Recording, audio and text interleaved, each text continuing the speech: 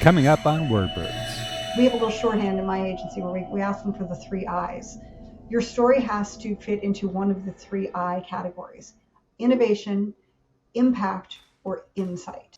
Hello and welcome to WordBirds, a birds of a feather conversation amongst people who care about words. Today on the show, Amanda Proscia. Amanda is the co-founder of Lightspeed PR and Marketing and the best-selling author of PR Confidential, The Secrets to Creating a Powerful Public Image. Today we're going to talk about the fight to bring corporate procurement into the comms process. We're going to look at how creating a message that cuts through actually means being newsworthy. And then we're going to look at how to evaluate media using the 3 I's. I'm just going to leave it right there. Let's sit back and get some insight from the fly.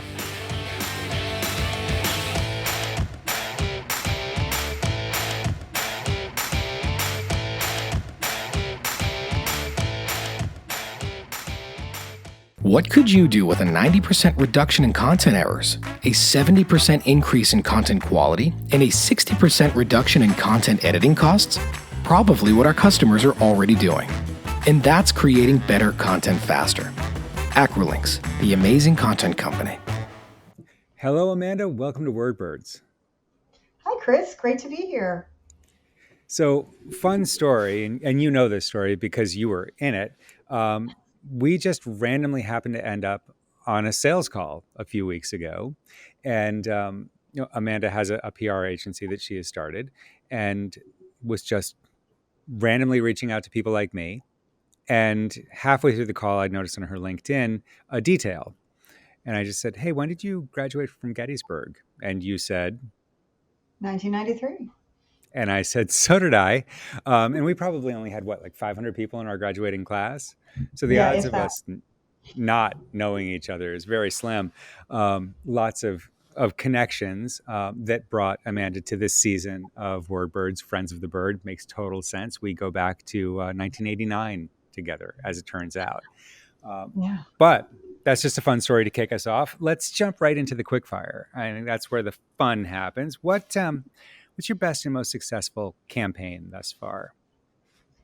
You know, a few years ago, we did a great content campaign for a real estate app that we were doing PR for. And the content was just one part of what we were doing, but it ended up being bigger and bigger because it was becoming just more and more successful. So as a real estate app, they were very focused on local geography. So they had my team of writers writing just little information pieces, if you live in this neighborhood, or what you should know about these types of things, or 5 things people never do on the New York City subway. It was just a lot of news you can use, and a lot of, I'd say, color pieces around different neighborhoods and what it is like to live in them.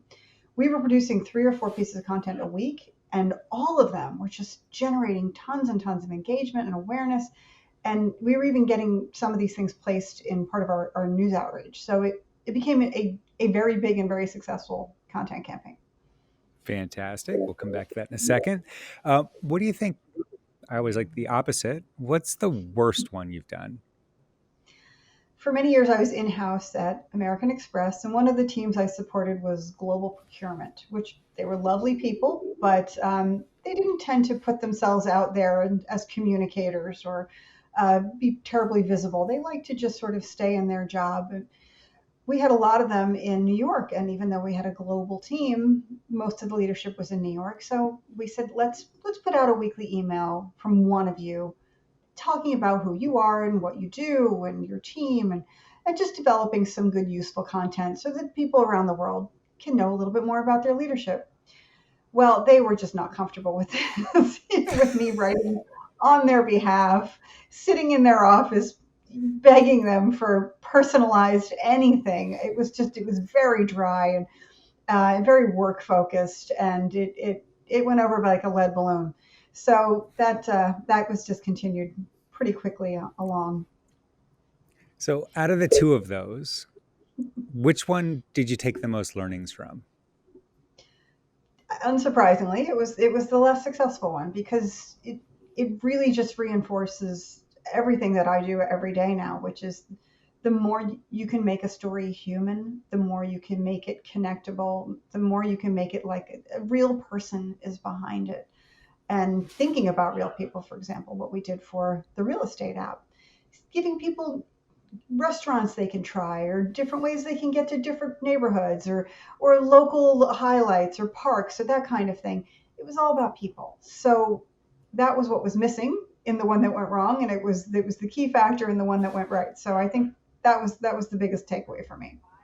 I mean, that is a great groundwork learning to be able to use to move into an agency environment. I mean, we've talked to at least one other communications expert this season, and I think that that's the idea of being able to take the the people that you're communicating to, understand that audience, and then understand who you're communicating from is fascinating to me. And I talked about it in the last episode. I'll talk about it on this one.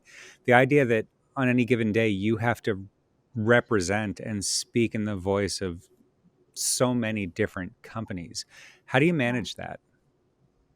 Honestly, it's my favorite thing about the job. I love ghostwriting. It's been a big part of my career, writing on behalf of just so many different types of people, leaders or non-leaders, or everybody you can imagine I've written on behalf of. And what I like to do is talk to the person for at least a few minutes first, get a sense of who they are and what I call their voice. So it's something that we actually learned at Gettysburg in a lot of our literature classes of what is the author communicating and how. And that's just become so much a part of how you write for another person, is making sure that if someone who knew them read it, they wouldn't know that I wrote it.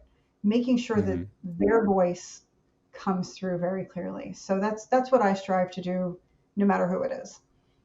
Yeah, I mean, I find it so interesting that in your role, you and people like you use the words "we" to talk about the people that you're writing for and with. You become part of it, and you have to know the person. You have to understand the voice that they have. You need to understand the points that they would have. Do you ever find yourself in, I want to say, arguments with the person that you're writing for about what that person might say?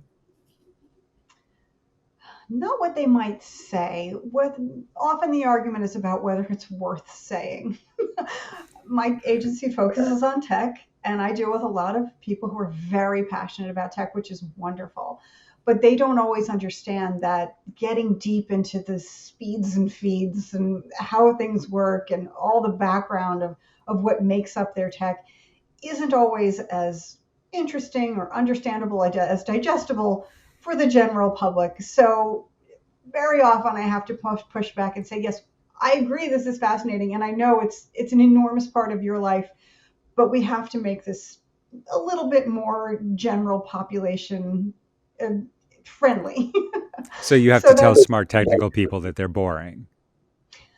not boring, but that they're not quite as mainstream as they think they are. Ooh, you're way nicer than I am. Yeah. I get it. I mean, there are people that tell me that all the time. I think I'm hilarious, and people constantly strip my voice out of content for that very reason, because apparently I'm not.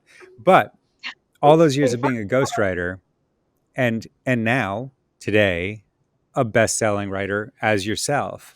PR Confidential: Unlocking the Secrets to Creating a Powerful Public Image was released weeks ago. Yes, October 18th. Tell me a little bit about that.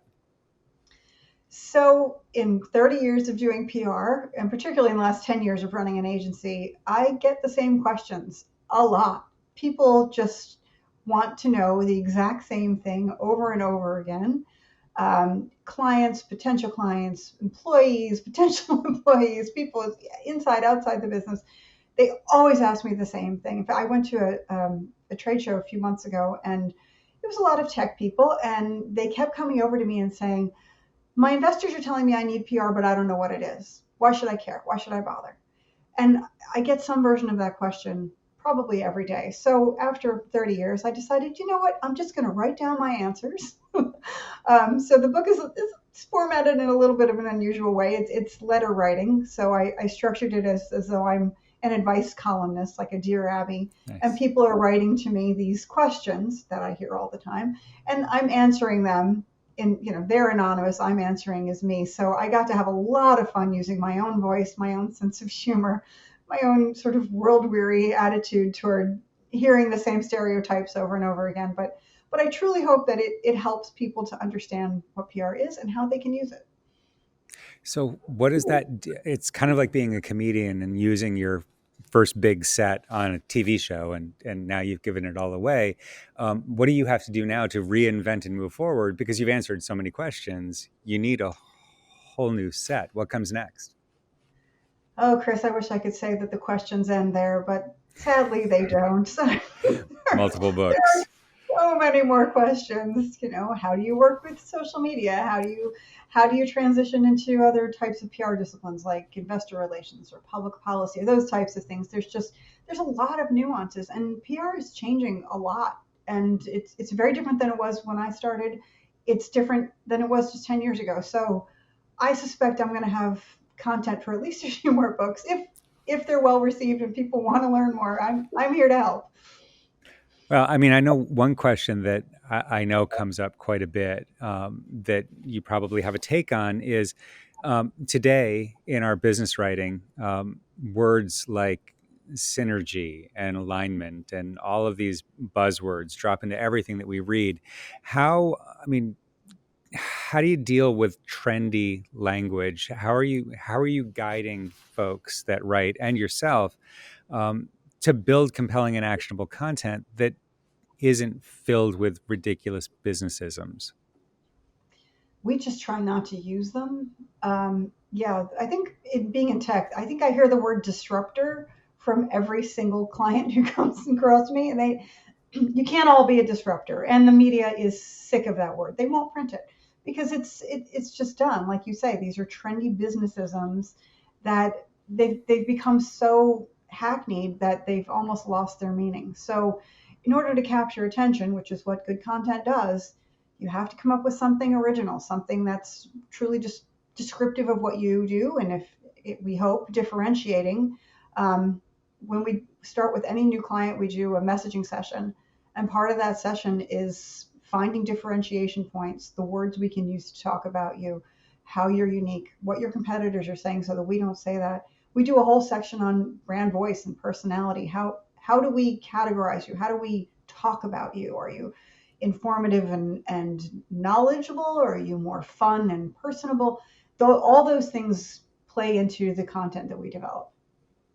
Do you use pictures? We used pictures when we did ours, and it was well before the AI picture creation software came out. So it became an overlay photo of kind of me and our CEO at the time, and our voice was a direct overlay of us. We apparently just created a corporate voice that was us, and we didn't know. But when you looked at the picture, it was a guy that kind of looked like me, wearing clothes that kind of looked like his, and the descriptors were us. And our team looked at it and was like, I don't know. And the interesting thing is, like you talk about getting that language out.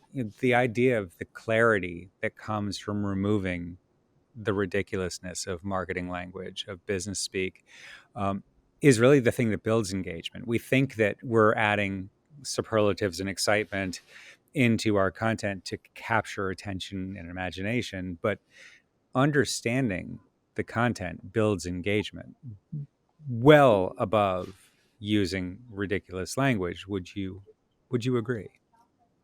Oh, absolutely. Yeah. Think about any good reading that you do.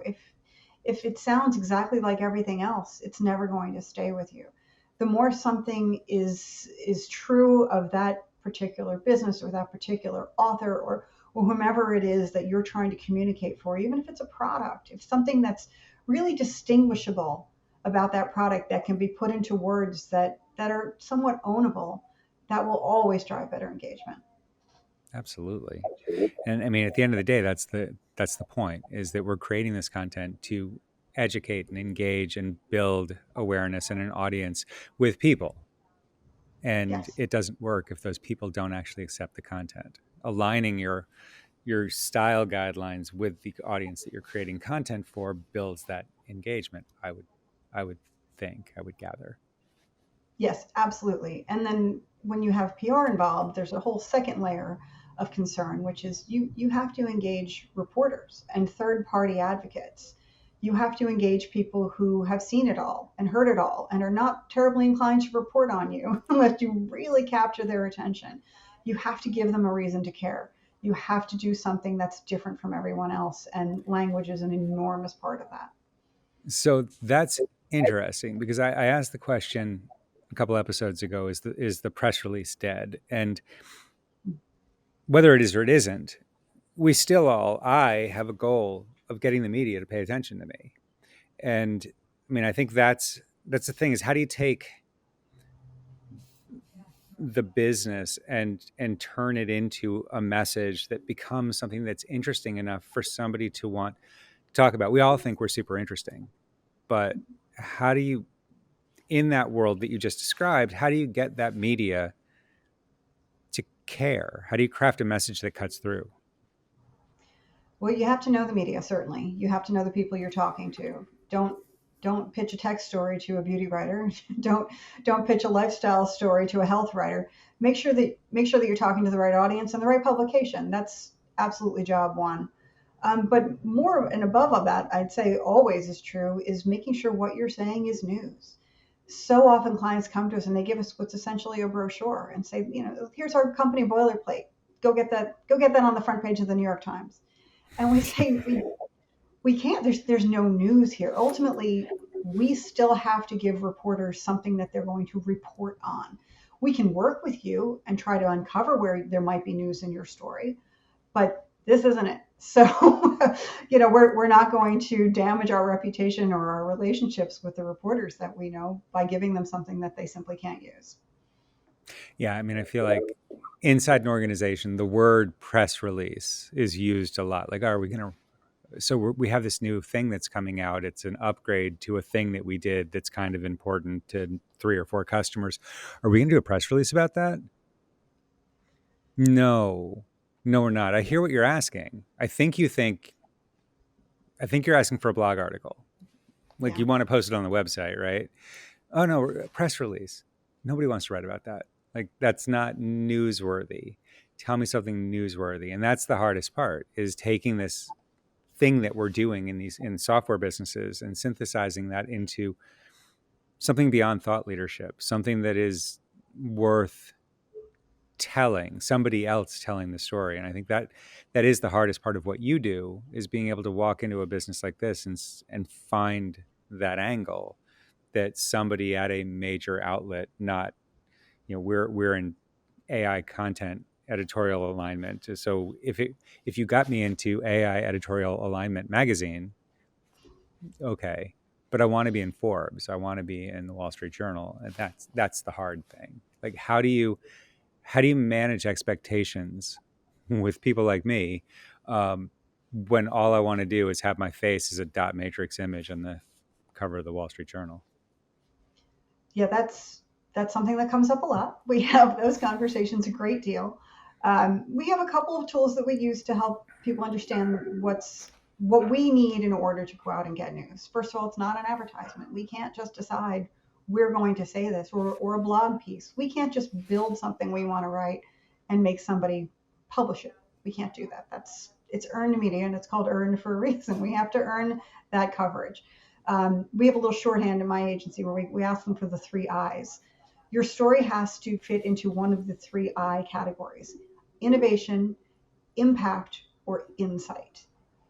If you can give us a story that's about an innovation, something that's truly new, or solving a new problem, or doing something in a different way, in innovation, we can generally get news about.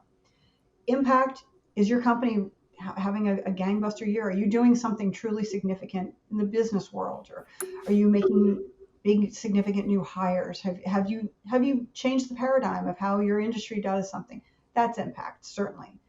Or insight: that's getting back to thought leadership. And we certainly can make news around thought leadership. We've had clients that are only thought leadership. We never do any kind of breaking news from their business. We just work with their leaders as expert commentary on breaking news, or other news that's coming out, or developing byline articles on their behalf. And then we can make news from that. But if it's not in at least one of those categories, it's very difficult for us. And if a client still doesn't understand at that point, then I usually use my old, say you did get in your top of, okay, you are in the New York Times. What's the headline? And then usually they'll give me something that's an advertising slogan. And I say, would you actually see that headline in the New York Times? And that's when I sort of see dawn breaking and they're like, oh, okay, that's not news, is it? Server update number 13.2.6 released. No, I don't think that's the Yeah. cover of the newspaper. So we've reached the part that I like the best. This is the PSOTD, provocative statement of the day. I'm ready for a fight. What do you got? This actually came out because after I launched the book and I sent it around to a lot of my friends who are working in PR, and quite a few of them are working in-house. And they have made the point pretty demonstrably that a lot of their marketing partners, even internal marketing partners or people who have external marketing partners, other ad agencies or whomever they might have on the marketing side, do not know what PR is. Oof. Okay, I'm ready to go. So I mean, I think I do. I have I have a fairly solid experience track record working with agencies. So I mean, I feel like I know what I'm up to. But I guess it's interesting to hear that statement from somebody that actually does it versus somebody that buys it. And so I will say, go on, explain yourself.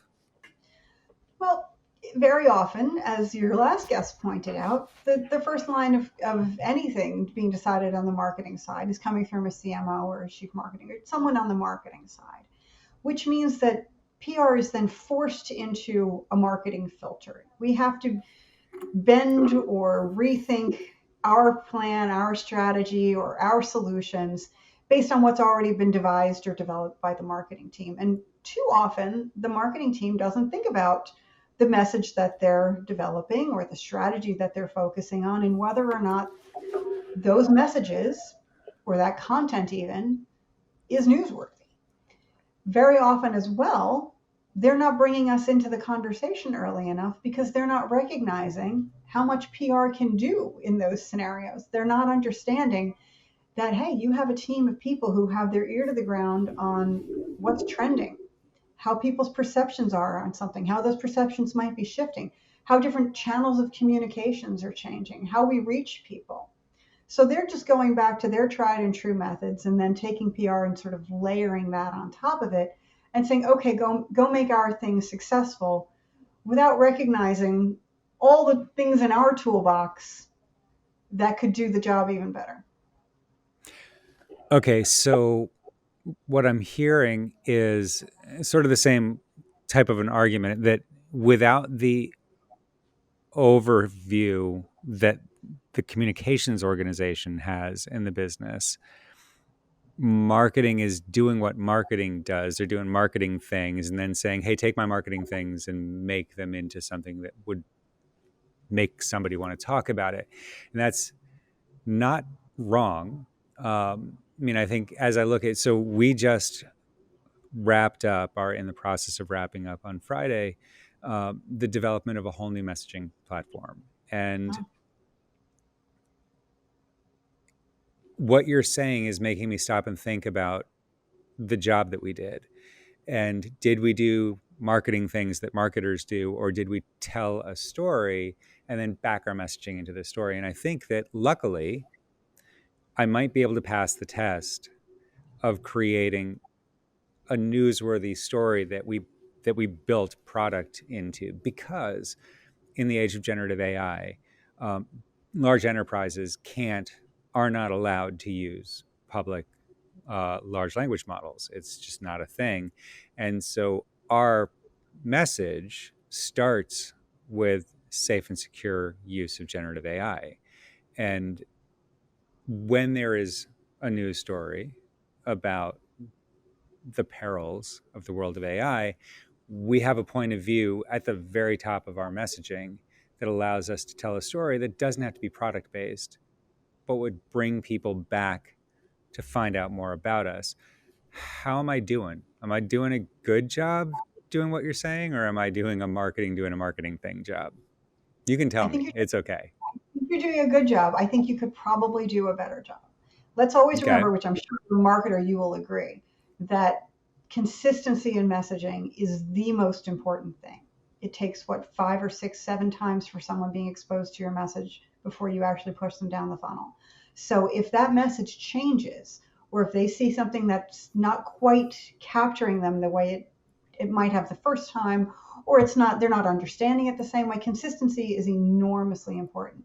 So if you have your marketing team telling one version of a story, and the PR team knows that that's really not news, we have to tweak that to make it into something that we can tell reporters, then that story's going to change, and you're going to lose that level of consistency. So if you had invited the PR team into the room for your messaging and asked them, do all of these things neatly translate into press messaging, they might have given you some edits.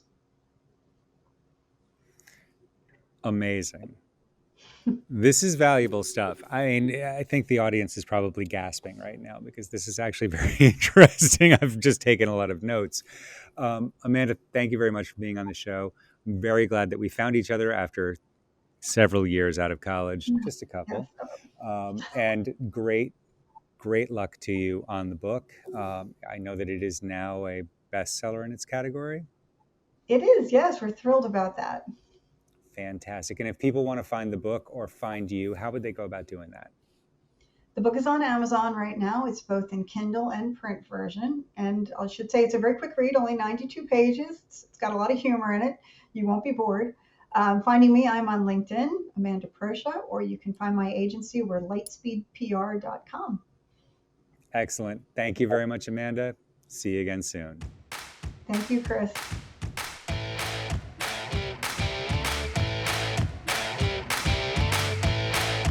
Thanks for listening to WordBirds. WordBirds is hosted by Chris Willis, produced by Charlotte Baxter Reed, and brought to you by Acrolinks. For more information on Acrolinks, visit www.acrolinks.com.